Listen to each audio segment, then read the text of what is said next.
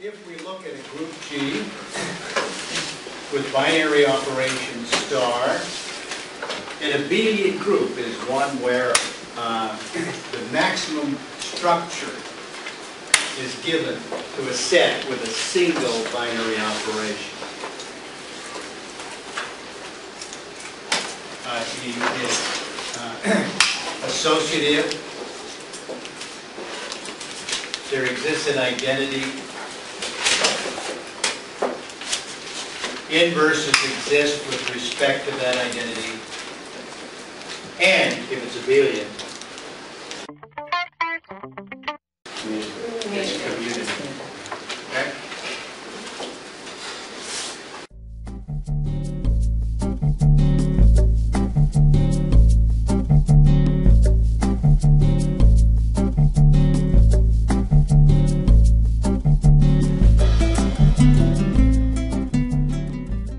Do we have any examples of groups that we've seen so far which are not commutative?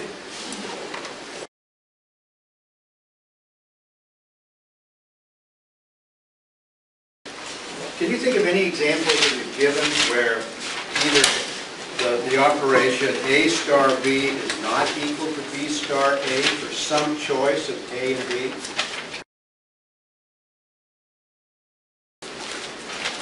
The answer is no. We've never seen an example up to this point of a group where the operation doesn't commute, where that is A star B equals B star A for all A and B in the group. An example which we're not going to go into detail at this particular time, but you may be familiar with it. Are you familiar with n by n matrices? Matrices, say, with entries from the real number with n rows and n columns.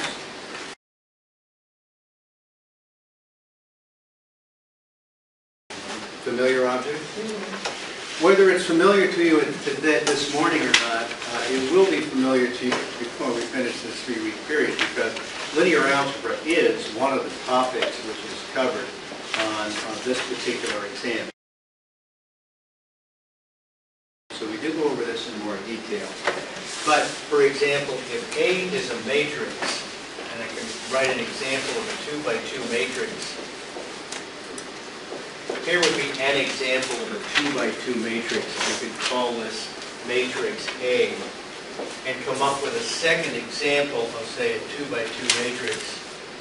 Here all the entries are integers. This is 2-by-2, and there's 2 rows and 2 columns. That is 2 rows and 2 columns, and if they have the same size, the same number of rows and columns, it does make sense to multiply them together. Does anybody know how to multiply these 2 matrices together? Yes? You multiply the first row by the first column. That's right. Or by the second column, like a row by the column. So if I create this product, I choose the row from the matrix on the left and the column from the matrix on the right. And so the first row, first column entry of the product works with the first row here and the first column there. And we multiply 1 times 3 plus 2 times 4.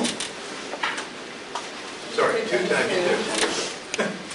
That's the first row, first column entry in the product. By the way, we'll go into this in more detail later on, but this would result in the first row, first column entry as being 3 plus 4, which is 7. And then for the first row, second column entry, I use the first row and the second column here, and this looks like, you can expand this a bit.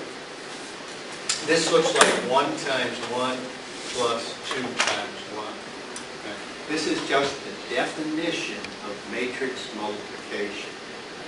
The row for the matrix on the left, column for the matrix on the right, and we put them together in this form. If I want the second row, I use the second row, first column, second row, first column, and use these two. And this is 3 times 3 plus 4 times 2. It's that entry. Second row, second column looks like 3 times 1 plus 4 times 1. If we simplify this, this is 7, 3, 9 and 8, which is 17, and 3 plus 4, which is 7. That is the matrix, which is the product of A times B. If I reverse the order, right, and write B times A, that works with this matrix on the left and this matrix on the right, if I switch those two. Therefore, I take the row from this matrix and the column from this one when I multiply them together. That is rarely the same thing if you reverse the order of these two matrices, right? Hence, it is almost never the case that A times B equals B times A. This is an example of a binary operation on the set of 2 by 2 matrices, and multiplication does not commute.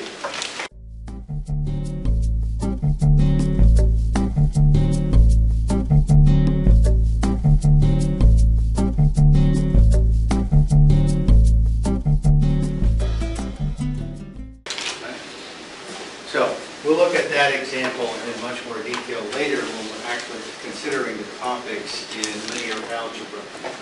This is an example, an important example of a set with a binary operation where the operation doesn't commute.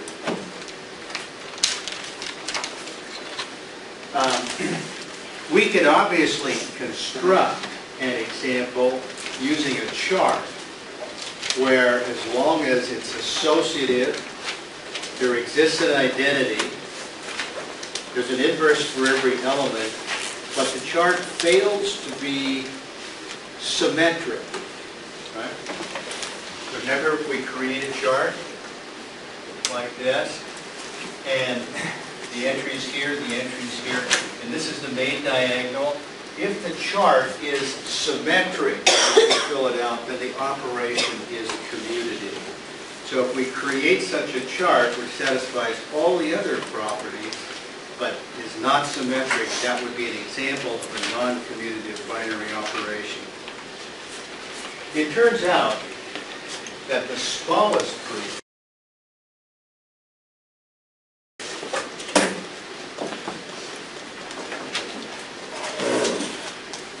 that does not commute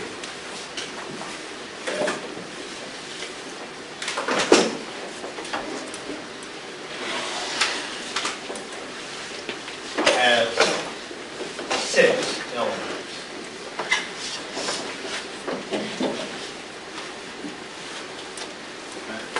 The smallest group that we can construct, the smallest group table that fails to commute actually turns out to have 6 elements. I'll show you this example perhaps in a week or so when we cover some other material. Right? But the vast majority of ones that we are interested in, the commutative property is satisfied.